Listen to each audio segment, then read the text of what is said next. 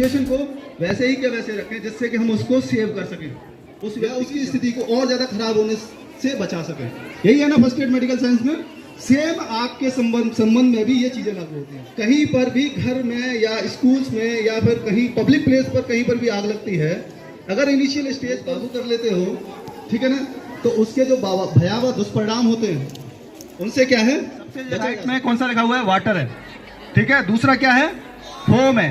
ये एक्सटिंग्विशर कहाँ इस्तेमाल करना है, फोम का, ऑयल फायर कहाँ इस्तेमाल करना है, ऑयल, क्योंकि इसमें जो फोम बनता है उसकी जो डेंसिटी है ऑयल की डेंसिटी से क्या होती है, कम होती है, और जो ऑयल जितना भी है उसके ऊपर फ्लोट होता है, उस पूरे ऑयल को कवर कर लेता है, ठीक है ना। तो आग लगने के लिए 3 कंपोनेंट, एक बर्निंग मटेरियल, दूसरा हीट, तीसरा एयर जिसमें ऑक्सीजन बोलते हैं। तो ऑक्सीजन को क्या है, कट ऑफ करता है, साथ ही साथ हीट जो होता है उसको क्या है, रिड्यूस कर, समझ गए। अगर गैस फायर है तो आपको क्या इस्तेमाल करना है, CO2, ठीक है ना। और लास्ट में इलेक्ट्रिक कंपोनेंट्स, इलेक्ट्रिक फायर के लिए आपको क्या इस्तेमाल करना है, DCP पाउडर, ठीक है। या आपके पास सैंड है, ठीक है। पहचानने के लिए सिंपल, हर एक एक्सटिंग्विशर पर उसका नाम लिखा होगा।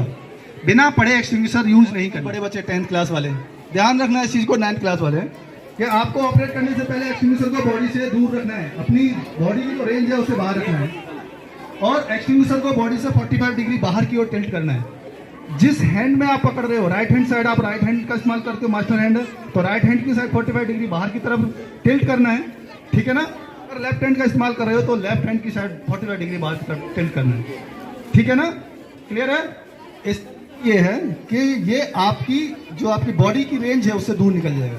अगर कोई भी इंसिडेंट अगर होता है, कैप असेंबली, क्योंकि इसमें अंदर कार्टेज लगा हुआ रहता है, जहाँ आपके स्कूल कॉलेजेस हैं या कहीं मॉल है, तो क्या इस्तेमाल करना है आपको, DCP पाउडर।